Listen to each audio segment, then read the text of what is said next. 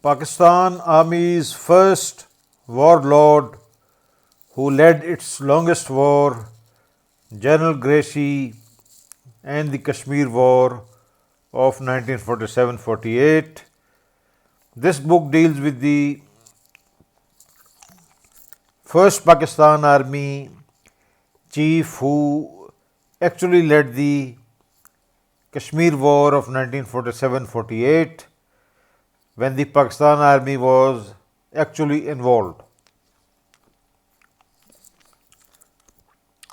This is the DOI number of the book.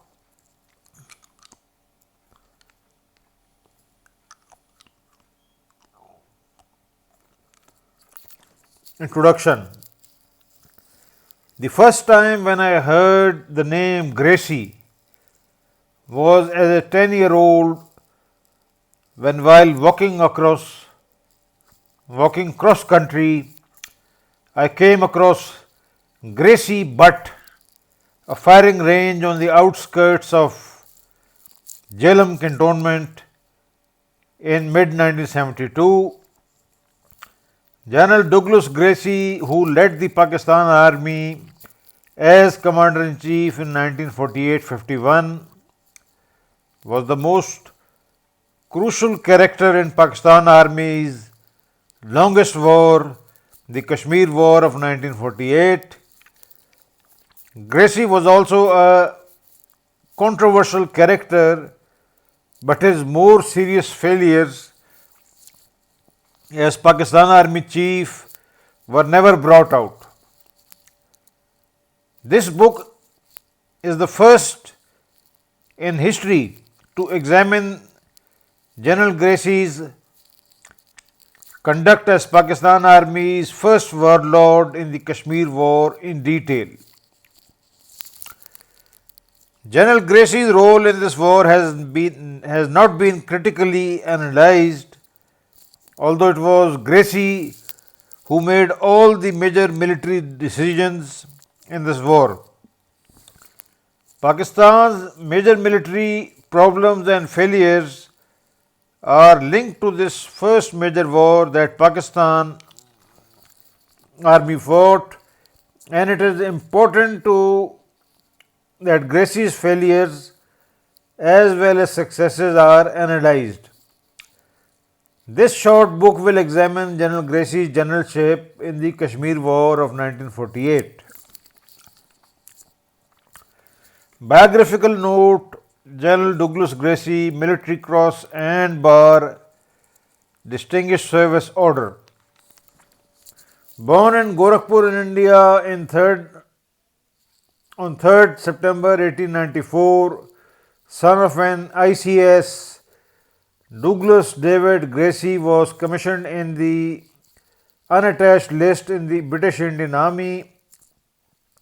Gracey saw action in World War I, fighting with Royal Munster Fusiliers, initially in France and later 1st Gorkha Rifles, where he was posted in 1915, and saw action in Mesopotamia, Palestine and Syria.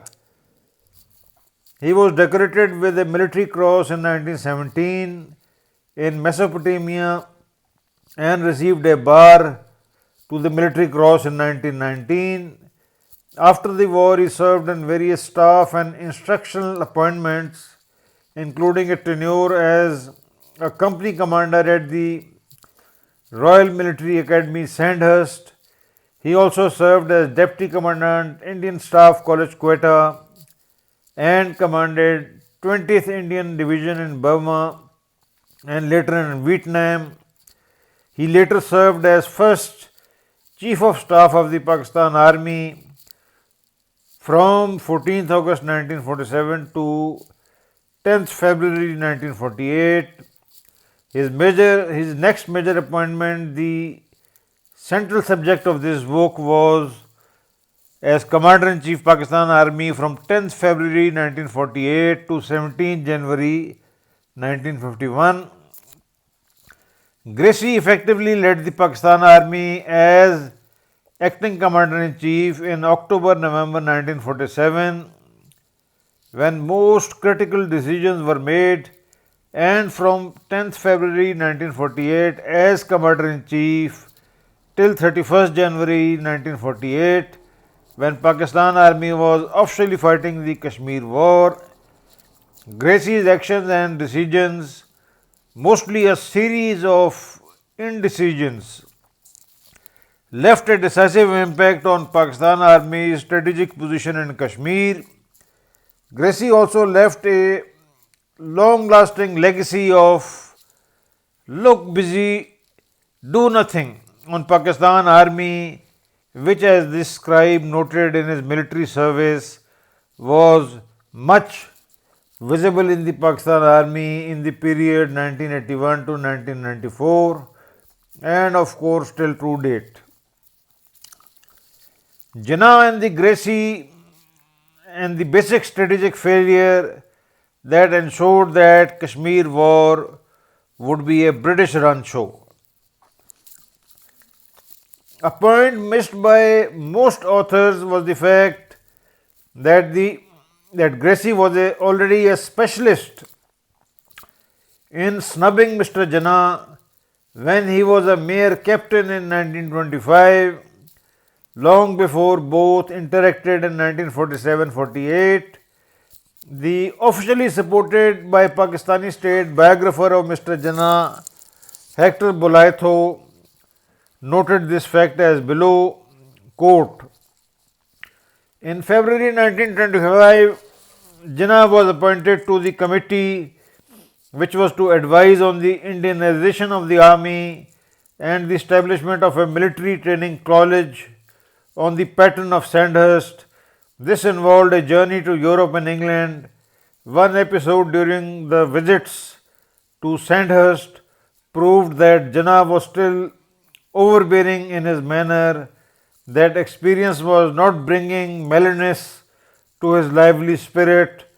The officer chosen to organize the deputation at Sandhurst was Captain Gracey, now General Sir Douglas Gracey, who said, quote, Jinnah's behavior with the officers who gave evidence before the deputation was so arrogant.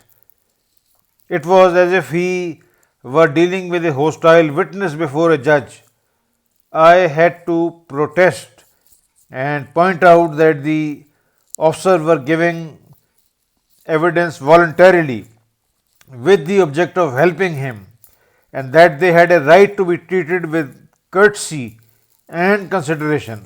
Unquote. General Sir Douglas Gracey added, of course, he calmed down immediately. That was something I always liked about him in later years. Once he was challenged, he became reasonable and he would never bear malice afterwards. Unquote.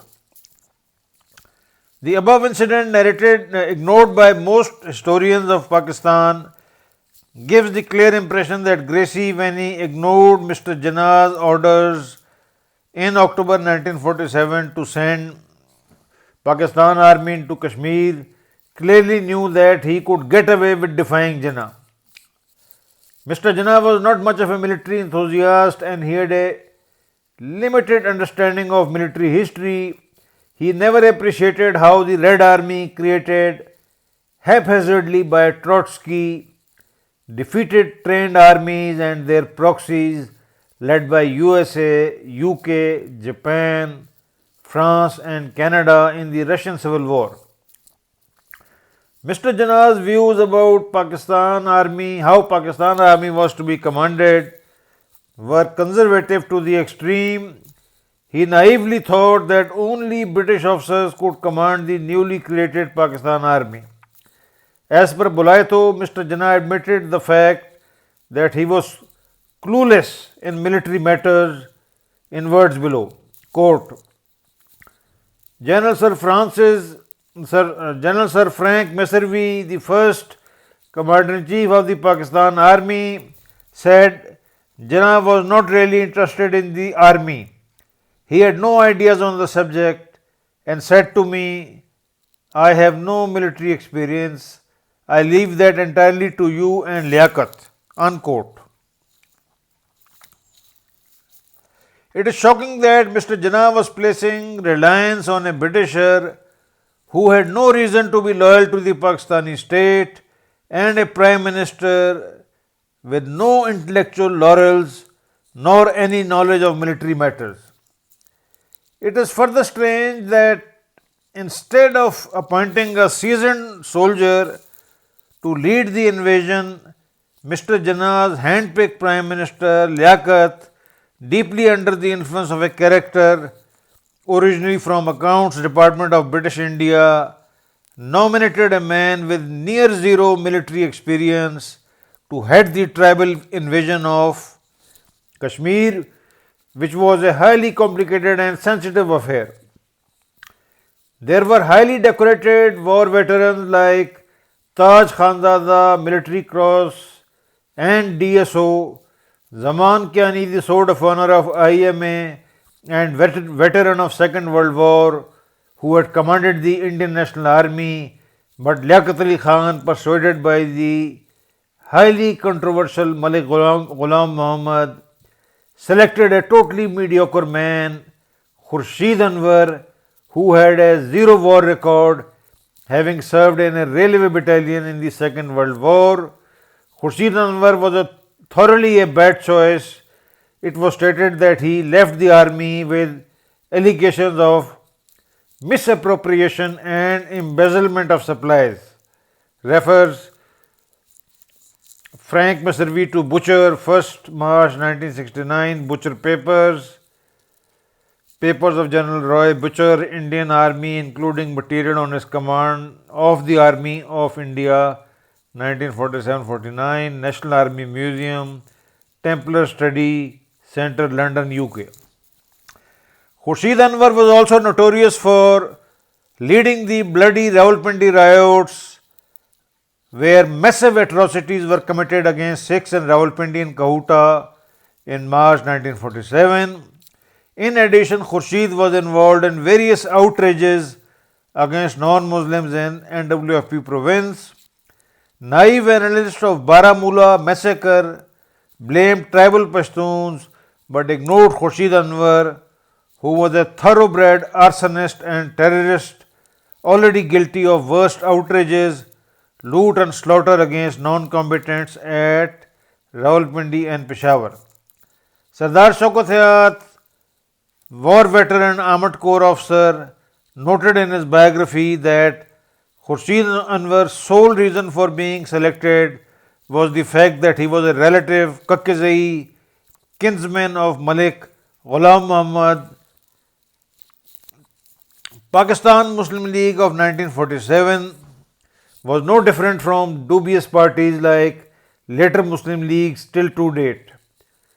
Bulaitho, the officially sanctioned biographer of Mr. Jinnah, thus noted, quote, Quaid-e-Azam requested and the British government agreed that a number of their officers should remain in Pakistan to create the armed forces, to be governors of provinces and administrative officials in the government.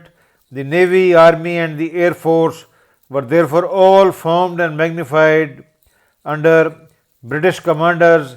Mr. Jinnah had not been one of the hasty reformers who wrote, Quit India on the wall. Long before partition, he had hoped to use British officials in making his Muslim state. He even knew which ones he wished to retain and for how long. He said to General Douglas Gracey, 10 years is the limit I have fixed for asking the British officers to stay, unquote. Seen in the above context, Mr. Jinnah, by placing exclusive reliance on British officers, sealed the fate of any Pakistani strategic success in the Kashmir War. The British officers of Pakistan Army, particularly Gracey, took Mr. Jinnah lightly and conducted the Kashmir War as they wished. On Indian side also, British officers tried to hoodwink Indian political leadership but were checkmated by Nehru and Patel, who had more spine and character, and sacked the first British chief, Lockhart, for dragging his feet and delaying operations. Gracey, being an outsider, was there just to pass time, as we shall subsequently analyze whether Pakistani proxies held Rajouri, Naushera, Zojela or Leh was of no consequence to Mr. Jinnah's hand-picked choice, Gracey. A similar situation existed in the Indian Army where British officers held key positions. In Indian case, however, the situation was different as Nehru, the Indian Prime Minister, and his second man Sardar Patel were miles above Pakistan's Prime Minister Liaquat Ali Khan in quality of resolution, assertiveness and intellect. In the next podcast, we will analyze initial failures of the tribal forces and under the Muslim League leadership. This is the next podcast.